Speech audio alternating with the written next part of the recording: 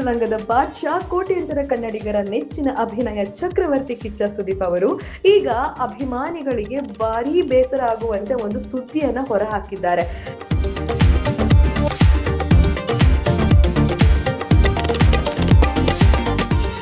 ಪ್ರತಿ ವರ್ಷ ಸೆಪ್ಟೆಂಬರ್ 2ರಂದು ಕಿಚ್ಚನ ಹುಟ್ಟುಹಬ್ಬ ಅಂದ್ರೆ ಅದು ಕೇವಲ ಒಬ್ಬ ನಟನ ಹುಟ್ಟುಹಬ್ಬವಾಗುತ್ತಿರಲಿಲ್ಲ. ಅದೆಷ್ಟೋ ಅಭಿಮಾನಿಗಳ ಪಾಲಿಗೆ ದೊಡ್ಡ ಹಬ್ಬದಂತೆ ಸಂಭ್ರಮನೆ ಸರಿ.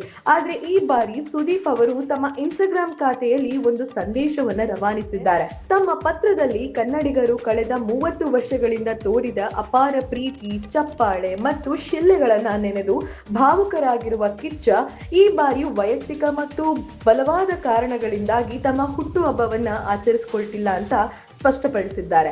ಅಷ್ಟೇ ಅಲ್ಲ, ಅಂದು ತಾವು ಮನೆಯ ಬಳಿ ಇರುವುದಿಲ್ಲ, ಯಾರಿಗೂ ಲಭ್ಯವಾಗುವುದಿಲ್ಲ ಎಂಬುದನ್ನ ತಿಳಿಸಿದ್ದಾರೆ. ಅಭಿಮಾನಿಗಳು ಕೊಡುಗೆಗಳನ್ನ ಅಥವಾ ಉಡುಗೆಗಳನ್ನ ತಗೊಂಡು ಬಂದ್ರೆ ಅದು ಸಮಾಜಕ್ಕೆ ಅರ್ಪಿಸಿ ಅಂತ ವಿನಂತಿಸಿಕೊಂಡಿದ್ದಾರೆ. ಆದರೆ ಇದರ ಜೊತೆಗೆ ಅವರು ಒಂದು ಮಾಸ್ ಡೈಲಾಗ್ ಹೇಳಿದ್ದಾರೆ. ಅದೇನಪ್ಪಾ ಅಂತಂದ್ರೆ, ಸಿಂಹ ಸುಮ್ಮನೆ ಕೂತಿದೆ ಅಂದ್ರೆ ಸುಸ್ತಾಗಿದೆ ಅಂತಲ್ಲ, ಮುಂದಿನ ಬೇಟೆಗೆ ರೆಡಿ ಆಗ್ತಿದೆ ಎಂದರ್ಥ ಎಂಬ ತಮ್ಮದೇ ಸಿನಿಮಾದ ಜನಪ್ರಿಯ ಡೈಲಾಗ್ಗಳ ಮೂಲಕ ತಾವು ಮುಂದಿನ ದೊಡ್ಡ ಸಿನಿಮಾದ ತಯಾರಿಯಲ್ಲಿ ನಿರತರಾಗಿದ್ದೇನೆ ಎಂಬುದನ್ನ ತಿಳಿಸಿದ್ದಾರೆ. ನೆಚ್ಚಿನ ನಟನ ಈ ನಿರ್ಧಾರಕ್ಕೆ ಗೌರವ ಕೊಡುತ್ತಾ ಅವರ ಮುಂದಿನ ಬಿಗ್ ಸ್ಕ್ರೀನ್ ಧಮಾಕೆಗಾಗಿ ಅಭಿಮಾನಿಗಳು ಈಗ ಕಾತುರದಿಂದ ಕಾಯುತ್ತಿದ್ದಾರೆ.